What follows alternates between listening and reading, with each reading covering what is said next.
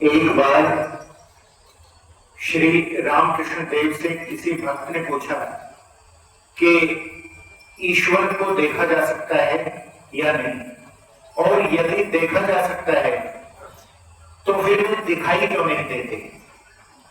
तो रामकृष्ण परमहंस जो उदाहरण देते थे बहुत साधारण और सरल तरीके से उदाहरण दिया करते थे। तो उन्होंने इस बात को बहुत अच्छे तरीके से उदाहरण देकर समझाया कि ईश्वर को देखना कौन चाहता है। कोई भी व्यक्ति ईश्वर के लिए व्याकुल कब होता है, ईश्वर उसे दिखाई पड़ जाए इसके लिए व्याकुल होना चाहिए, लेकिन व्याकुल होता कहां है। उन्होंने उदाहरण देकर समझाया कि जब कोई छोटा बच्चा होता है और उसकी मां को कुछ काम करना पड़ता है तो वो उसे खिलौनों में उलझा देती है और वो उन खिलौनों के साथ खेलता रहता है और उस समय मां अपना काम करती रहती है, वो उसकी ओर किसी भी प्रकार से ध्यान नहीं देती। और जब बच्चा रोने लगता है तो मां का ध्यान सभी काम छोड़कर बच्चे की ओर चला जाता है और उस बच्चे को उठा लेती है। बिल्कुल इसी तरह ईश्वर के संबंध में भी है। लोगों को खिलौने दे दिए गए हैं और उनका ध्यान उनसे नहीं हटता, इसलिए ईश्वर उनको दिखाई नहीं पड़ते। उन्होंने ये उदाहरण देकर समझाई ये बात कि लोग रोते हैं बच्चों के लिए, स्त्री के लिए, परिवार के लिए, लेकिन ईश्वर के लिए रोता कौन है। अगर ईश्वर के लिए रोना है तो ईश्वर दिखाई भी पड़ते हैं। तो इस प्रकार उन्होंने इस बात को बहुत अच्छे तरीके से उदाहरण देकर समझाया है। और दूसरी बात उन्होंने बताई है कि साकार और निराकार इन दोनों रूपों में भेद क्यों है। तो उन्होंने बताया कि भेद इन दोनों में कुछ भी नहीं है, फर्क देखने के ढंग का है और जिस स्थान पर हम खड़े हैं वहां से फर्क पड़ता है। कोई बहरूपिया है और वो किसी भी रंग में दिखाई पड़ सकता है, कभी लाल रंग में दिखाई पड़ता है, कभी हरे रंग में दिखाई पड़ता है, कभी भूरे रंग में दिखाई पड़ता है, लेकिन अलग अलग रूपों में जब वो दिखाई पड़ता है लेकिन वो है एक ही।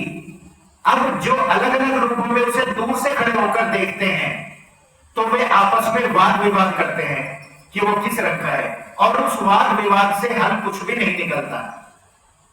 जब कोई नजदीक से जाकर उसको देखता है तो वो बताता है कि ये बहरूपिया है, न तो ये लाल है, न ये हरा रंग है, न ये भूरा रंग है, ये कोई भी रंग नहीं है और इस प्रकार ये अलग से है। लेकिन जो दूर से खड़े होकर देखते रहते हैं वे वाद विवाद में पड़ते रहते हैं और कष्ट उठाते रहते हैं। इसलिए इस वाद विवाद का कोई भी फर्क या कोई भी महत्व किसी भी प्रकार से नहीं होता है। तीसरी बात उन्होंने समझाई है कि साकार और निराकार इन दोनों में जो फर्क पड़ता है वो ये है कि भक्त का जो फर्क है वो ये रह जाता है कि उसमें एक अहंकार बचता है कि मैं भक्त हूं और मैं बहुत श्रेष्ठ भक्त हूं। ये अहंकार जब तक रहता है जब तक वो ईश्वर से अलग रहता है और ईश्वर के साथ एक नहीं हो पाता। जब तक उसके अंदर ये बात बनी रहती है, इस बात का भी अहंकार रहता है कि मैं बहुत बड़ा भक्त हूं। तो ये भक्त किसी भी प्रकार से अहंकार मग्न नहीं हो जाना चाहिए। किसी को दिखावे के लिए, किसी को दिखावट के लिए या किसी भी प्रकार से इस प्रकार की स्थिति नहीं हो सकती। ये एक अंतरतम स्थिति होती है और अहंकार रहित जब ये स्थिति होती है तो भक्त और भगवान एक प्रकार से एक हो जाते हैं और मिल जाते हैं। जैसे कोई व्यक्ति अगर ये माने कि नमक का एक पुतला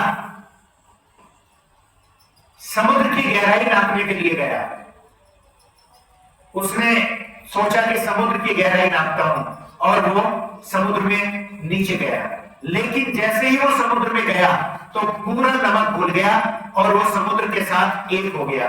न तो समुद्र की गहराई नापने वाला बचा और न समुद्र की गहराई बची। इस प्रकार वो पूरा समुद्र में एक हो गया।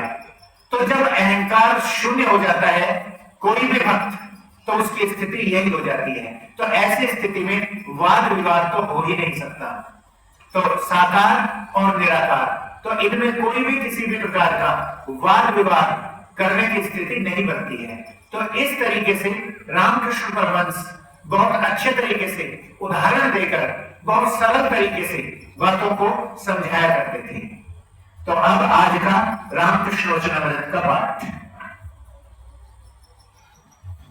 एक भक्त ने पूछा, महाराज ईश्वर को क्या कोई देख सकता है? अगर देख सकता है तो हमें वे क्यों नहीं देखने को मिलते? श्री रामकृष्ण ने कहा, हाँ वे अवश्य देखने को मिलते हैं। साकार रूप देखने में आता है और फिर अरूप भी देख पड़ता है, परंतु यह तुम्हें समझाऊं किस तरह? भक्त ने कहा, हम उन्हें किस उपाय से देख सकते हैं? श्री रामकृष्ण ने कहा, व्याकुल होकर उनके लिए रो सकते हो। लड़के के लिए, स्त्री के लिए, धन के लिए लोग आंसुओं की झड़ी बांध देते हैं, परंतु ईश्वर के लिए कौन रोता है? जब तक लड़का खिलौने पर भूला रहता है तब तक माँ रोटी पकाना आदि घर गृहस्थी के कामों में लगी रहती है। जब लड़के को खिलौना नहीं सुहाता, उसे फेंक गला फाड़कर रोने लगता है, तब माँ तवा उतार कर दौड़ के आती है और बच्चे को गोद में उठा लेती है। भक्त ने पूछा, महाराज ईश्वर के स्वरूप पर इतने भिन्न भिन्न मत क्यों हैं? कोई कहता है साकार और कोई कहता है निराकार। फिर साकारवादियों से तो अनेक रूपों की चर्चा सुन पड़ती है, ये गोरख धंधा क्यों रचा है? श्री रामकृष्ण ने कहा, जो भक्त जिस प्रकार देखता है वह वैसा ही समझता है। वास्तव में गोरख धंधा कुछ भी नहीं है। यदि उन्हें कोई किसी तरह एक बार प्राप्त कर सके तो वे सब समझा देते हैं। उस मूल्य में गए कि नहीं, कुल खबर कैसे पाओगे? एक कहानी सुनो। एक आदमी सोच के लिए जंगल गया। उसने देखा कि पेड़ पर एक जंतु बैठा है। लौटकर उसने एक दूसरे से कहा, देखो जी, उस पेड़ पर हमने एक लाल रंग का सुंदर जीव देखा है। उस आदमी ने जवाब दिया, जब मैं सोच के लिए गया था तब मैंने भी देखा, पर उसका रंग लाल तो नहीं है, वह तो हरा है। तीसरे ने कहा, जी नहीं, हमने भी देखा है, पीला है। इसी प्रकार और भी कुछ लोग थे, जिनमें से किसी ने कहा भूरा, किसी ने बैंगनी, किसी ने आसमानी, आदि आदि। अंत में लड़ाई छिड़ गई। तब उन लोगों ने पेड़ के नीचे जाकर देखा, वहां एक आदमी बैठा था। पूछने पर उसने कहा, मैं इसी पेड़ के नीचे रहता हूँ। उस जीव को मैं खूब पहचानता हूँ। तुम लोगों ने जो कुछ कहा वो सब सत्य है। वह कभी लाल, कभी हरा, कभी पीला, कभी आसमानी और न जाने कितने रंग बदलता है। वह बहरूपिया है। और फिर कभी देखता हूं कि कोई भी रंग नहीं है। अर्थात जो मनुष्य सर्वदा ईश्वर चिंतन करता है वही जान सकता है कि उनका स्वरूप क्या है। वही मनुष्य जानता है कि वे अनेकानेक रूपों में दर्शन देते हैं, अनेक भावों में दिख पड़ते हैं। वे सगुण हैं और निर्गुण भी। जो पेड़ के नीचे रहता है वही जानता है कि उस बहरूपिया के कितने रंग हैं। फिर कभी कभी तो कोई भी रंग नहीं रहता। दूसरे लोग केवल वाद विवाद करके कष्ट उठाते हैं। कभी ये कहते थे, निराकार मेरा पिता है और साकार मेरी मां। भक्त को जो स्वरूप प्यारा है उसी रूप से वे दर्शन देते हैं। वे भक्त वत्सल हैं। पुराण ने कहा है कि वीर भक्त हनुमान के लिए उन्होंने राम रूप धारण किया था। वेदांत विचार के सामने नाम रूप कुछ नहीं कहते। उस विचार का चरम सिद्धांत है ब्रह्म सत्य और नाम रूपों वाला संसार मिथ्या। जब तक मैं भक्त हूं यह अभिमान रहता है, तभी तक ईश्वर का रूप दिखाई देना और ईश्वर के संबंध में व्यक्ति का बोध रहना संभव है। विचार की दृष्टि से देखें तो भक्त के मैं भक्त हूं इस अभिमान ने उसे कुछ दूर कर रखा है। काली रूप या श्याम रूप 3.5 हाथ का इसलिए है कि वह दूर है। दूर होने के कारण सूर्य छोटा दिखता है। पास आओ तो इतना बड़ा मालूम होगा कि उसकी धारणा ही न कर सकोगे। और फिर काली रूप या श्याम रूप श्याम वर्ण क्यों है? क्योंकि वह भी दूर है। सरोवर का जल दूर से हरा, नीला या काला दिख पड़ता है। निकट जाकर हाथ में लेकर देखो, कोई रंग नहीं। आकाश दूर से ही नीला दिखाई देता है। पास जाकर देखो तो कोई रंग नहीं है। इसीलिए कहता हूं, वेदांत दर्शन के विचार से ब्रह्म निर्गुण है।